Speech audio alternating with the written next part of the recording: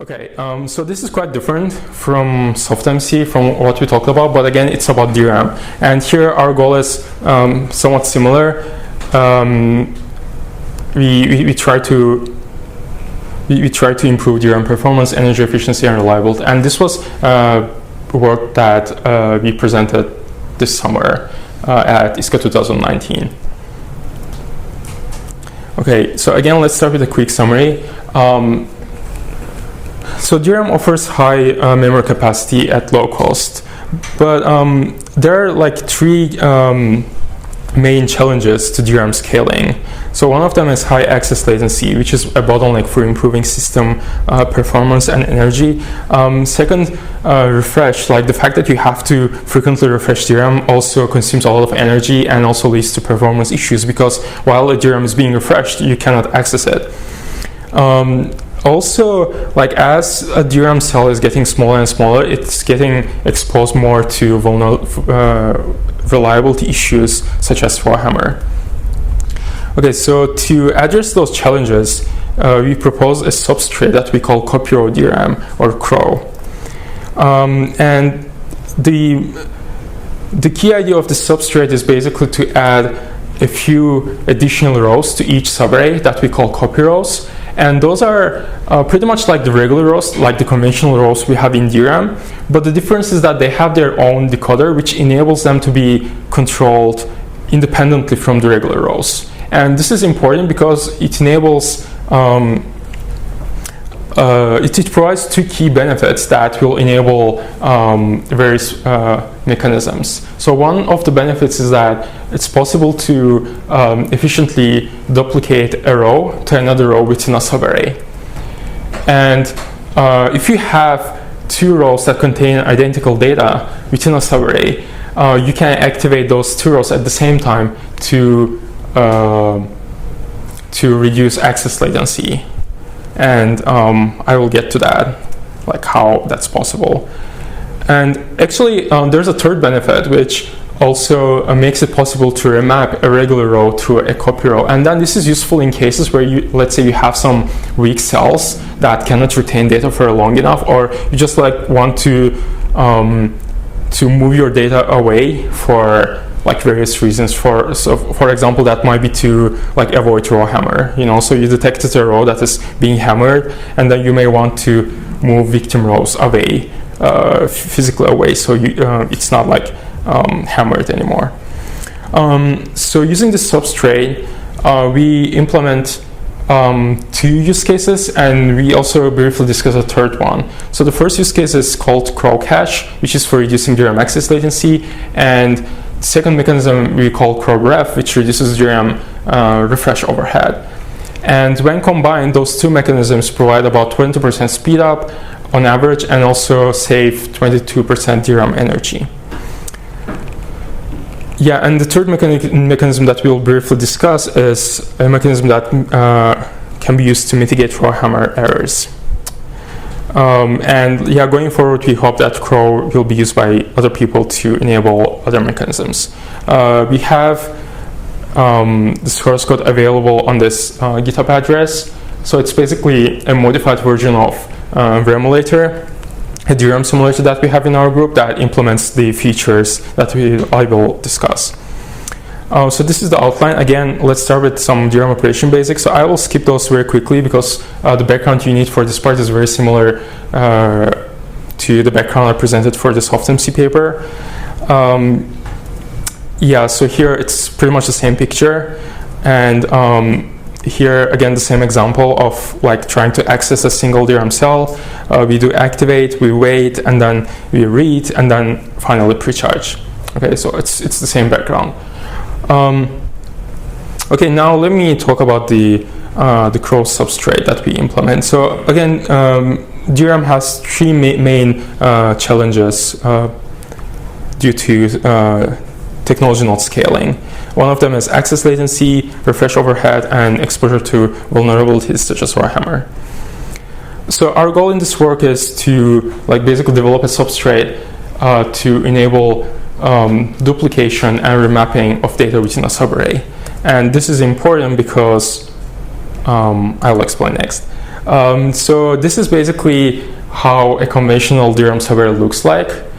Inside the DRAM chip, you have like many instances of those subarrays that look like this. So we change a conventional subarray to something like this, where we have copy rows that are made of exactly the same cells that regular rows are made of, but they have their own decoder. So we can, like, when we activate a regular row at any time, we can also activate a copy row or precharge it. But probably that doesn't make sense. So in the memory controller, we also have a structure that we call crow table. So this is used to basically store some information, some metadata about what you're doing with those copy rows. So for example, if you have copied a regular row into a copy row, you can store that information in this table, so you can query it and do your subsequent operations based on that. So I will give examples for those operations. So the first operation is the row copy operation, which simply works as this. So first, the memory controller sends an actc command. So this is a variation of the activate command that we have added to the DRAM interface. And what it does is, it first activates the source row that we want to copy. And next, after the data of this row is latched into the sense amplifiers, this command causes one of the copy rows to be activated. So here we select two rows, right? So we select one of the regular rows and then we select one of the copy rows. And since the sense amplifier like already has the data that is stored in the source row, here at this point, what happens when we enable this row while this row is still enabled is the sense amplifier basically restores the data or the charge back to both of the rows because they are on the same bit line. Okay, I have a more detailed picture if that's not clear. And so here is basically, so I illustrate the same operation with a single source row and single destination row. And here we have the sense amplifier, and then this is the bit line. Those things here represent the access transistors. Okay, so the first step here of this row copy operation is to activate the source row, which like basically connects the cell to the bit line. And then we start with charge sharing, where this row shares its charge with the sense amplifier. And then at the point where the sense amplifier starts restoring the charge back to the source row, we also enable the destination row such that the charge is restored to both of the cells. Okay, and then this is basically achieving the row copy operation.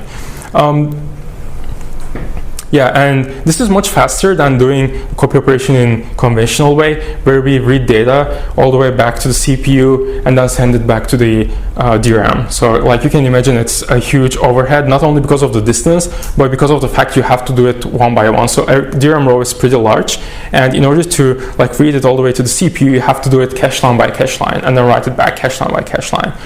So it takes a lot of time. So this is an idea that was actually presented in prior work. So we sort of adopted that to our substrate.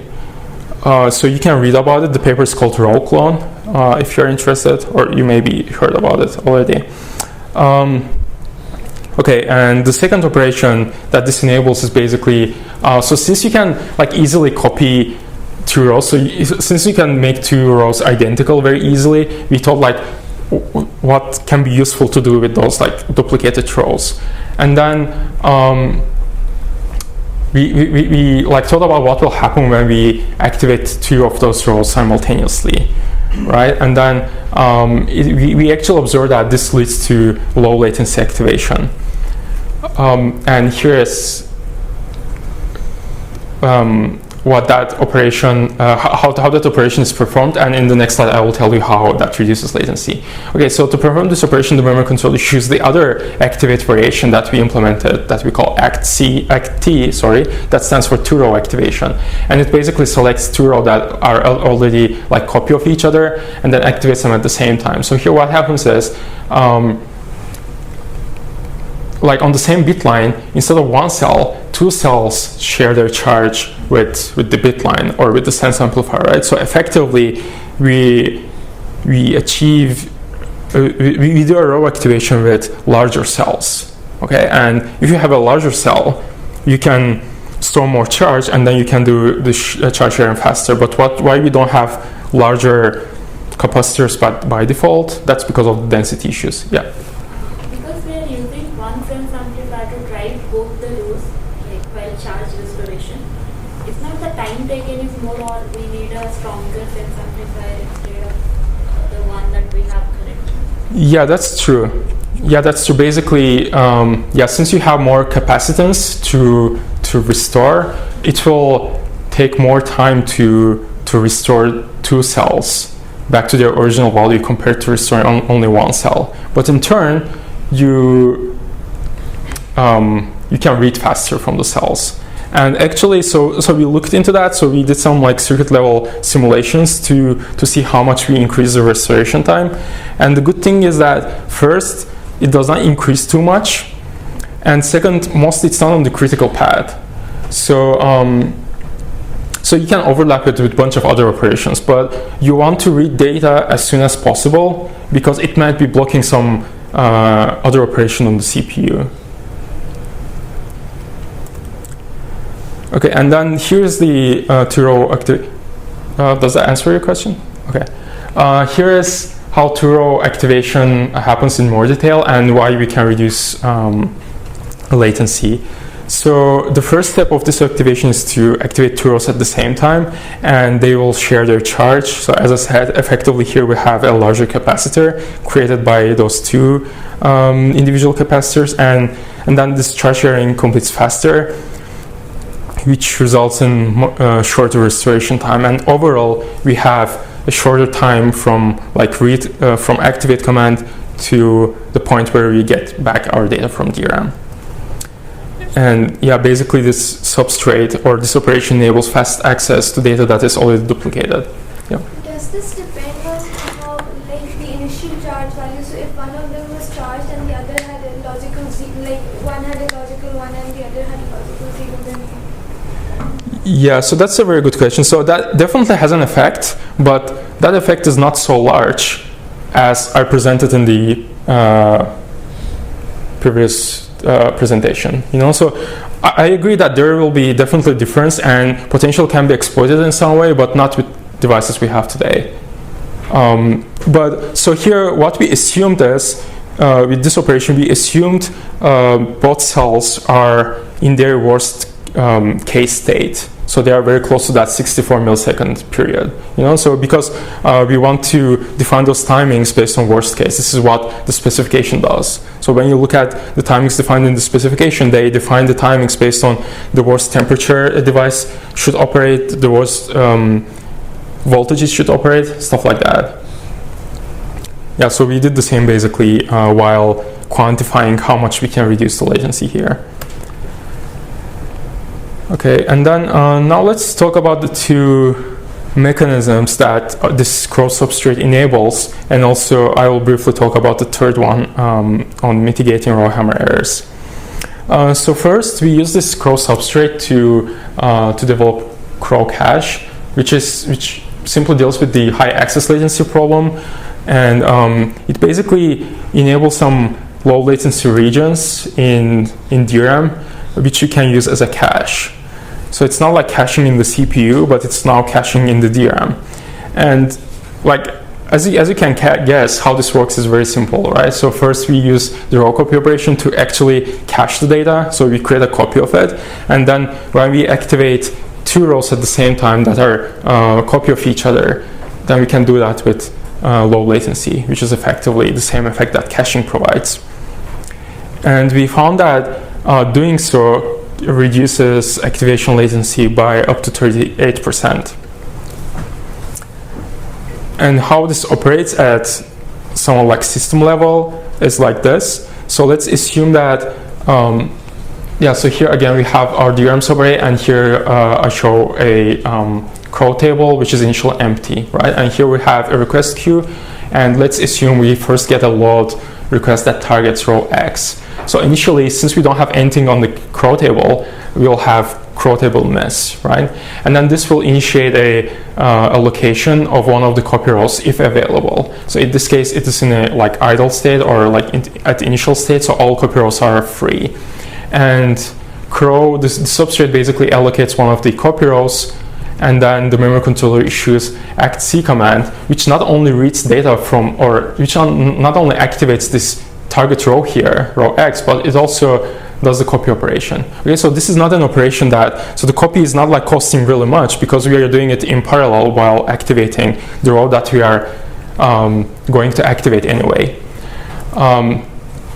Okay, so let's assume we completed this copy operation and then we got a bunch of other requests to the same subarray that target different rows, which means we had to close this row X. Okay, and at some point of time, we want to again access some data from this row X, so we want to activate it again. At this point, we'll first check this scroll table and we'll see that we already have row X cached.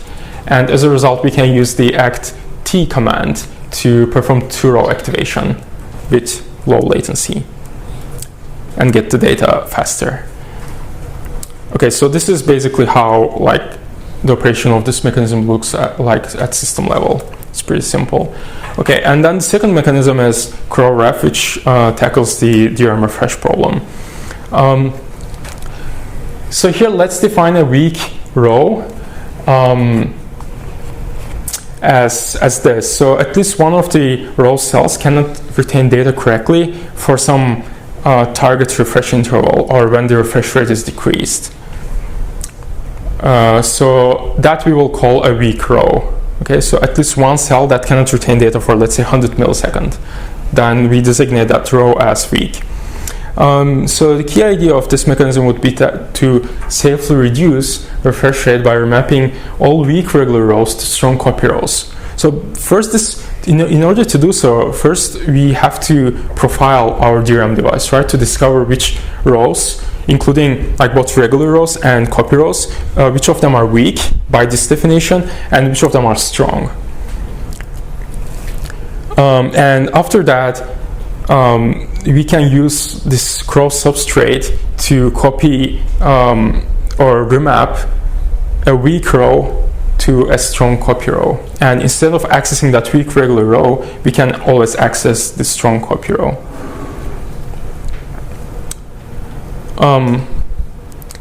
Yeah, so as I said, in order to enable this operation, we first need to profile our DRAM. So there's like a bunch of prior work on this that like show how DRAM can be profiled effectively and quickly. So in this paper, we don't deal with that problem, but basically we assume that you can like use those prior works to profile your DRAM. And after that, either at system boot time or during runtime, you can remap weak rows or weak regular rows to strong copy rows. And on every activate command after that point, when an activate targets a weak regular row, instead of that you will activate a strong copy row. And again, we use here the crow table to store that remapping information. So we can know that we are actually targeting a weak row, and then we can also know which strong copy row to access. Okay, so this will work well, but only in case where we have a very few weak regular rows, right? So if majority of the rows are weak, then this won't be really effective because we won't have enough copy rows to remap everything. So like one thing we should look at, or one question that we need to answer, is how many weak rows exist in a DRAM chip. And fortunately, there's a prior work that reports if you increase refresh rate from 64 milliseconds to 256 milliseconds, only 1,000 out of 32 gigabytes DRAM fails. Okay, so it is a pretty low rate.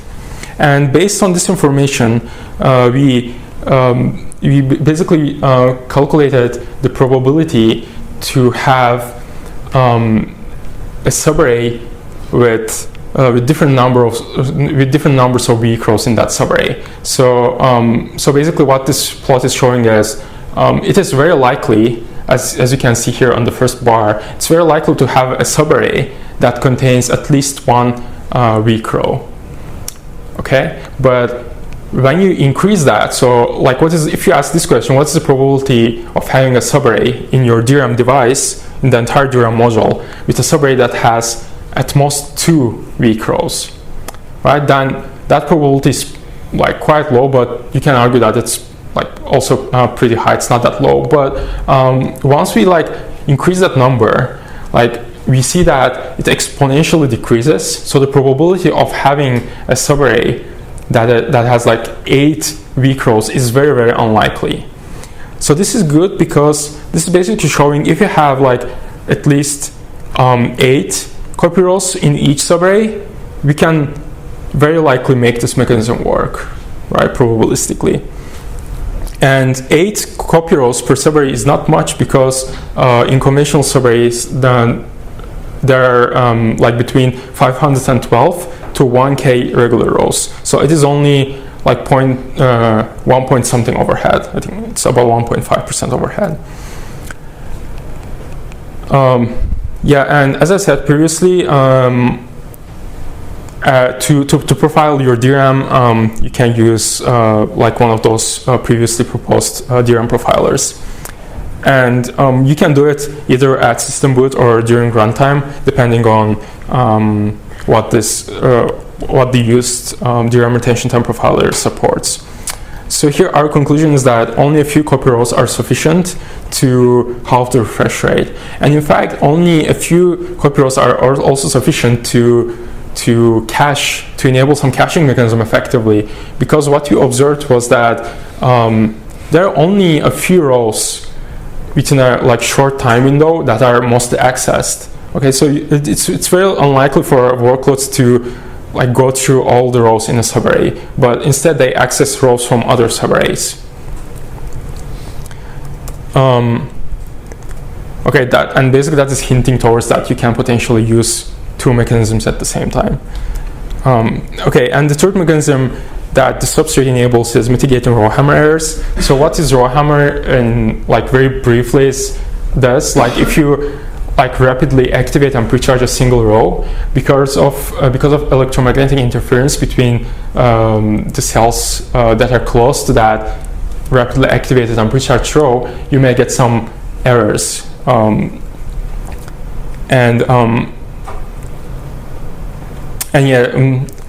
There are like many works that like look into this problem, like how to more effectively perform attacks and also how to defend against those attacks.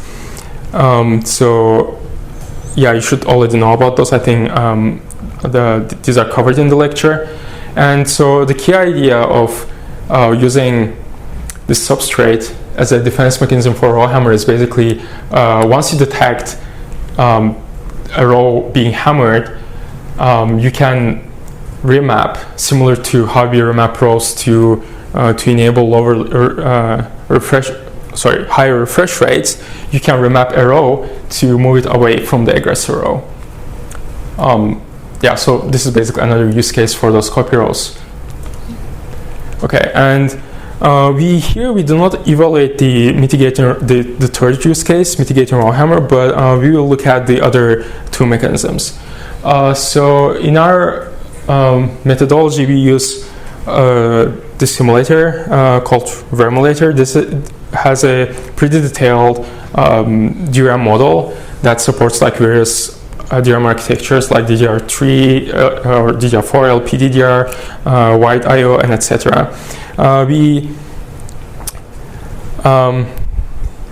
We evaluate 44 single-core workloads and over 100 multi-program 4-core workloads, and those are the system parameters that we are using.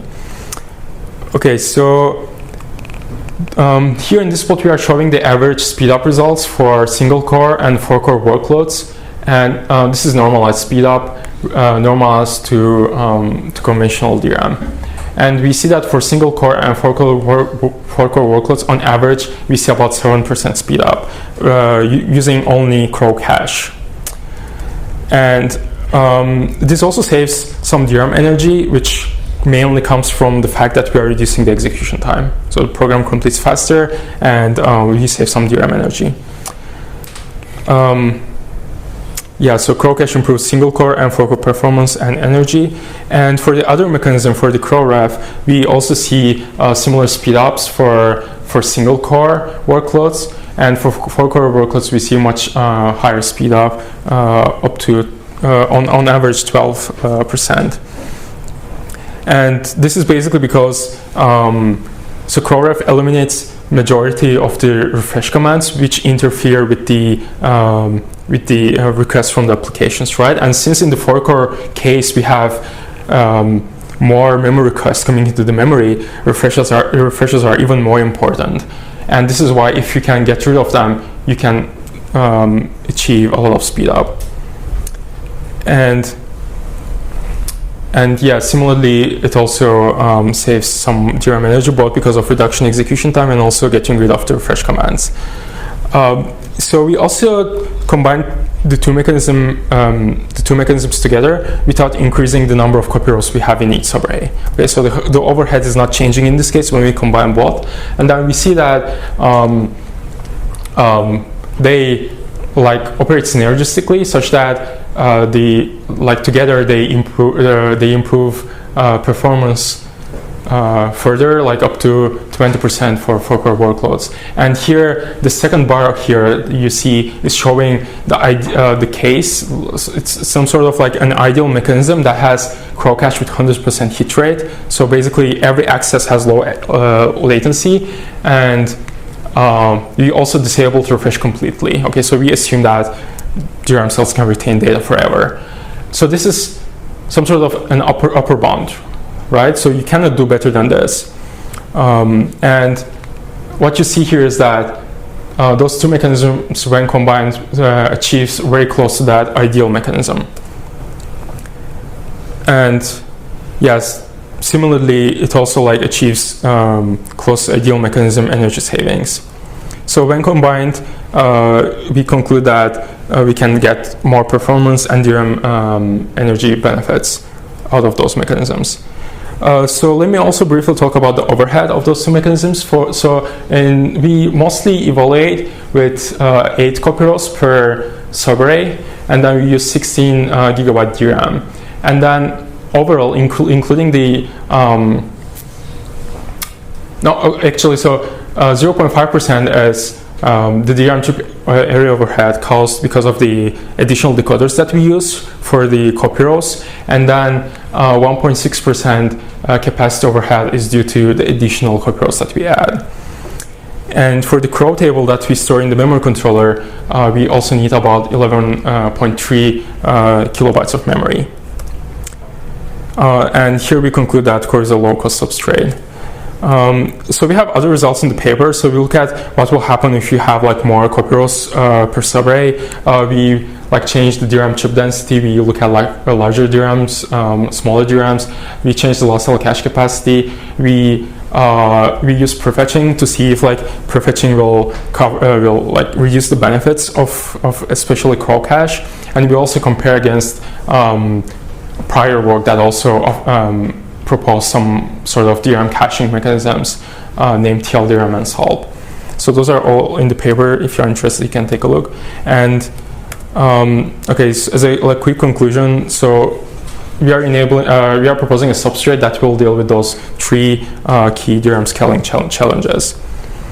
And the substrate we propose, copy row DRAM, basically adds a few additional rows to each subarray, which can be used to duplicate data, quickly access duplicated rows, and remap regular rows to copy rows. So Crow is a flexible substrate that we use to implement 3 different mechanisms that provide significant speed up and save significant energy. And we hope that Crow will be used to enable other mechanisms as well. Okay, any questions? Okay. Good, right? Okay, then we will continue with the last presentation.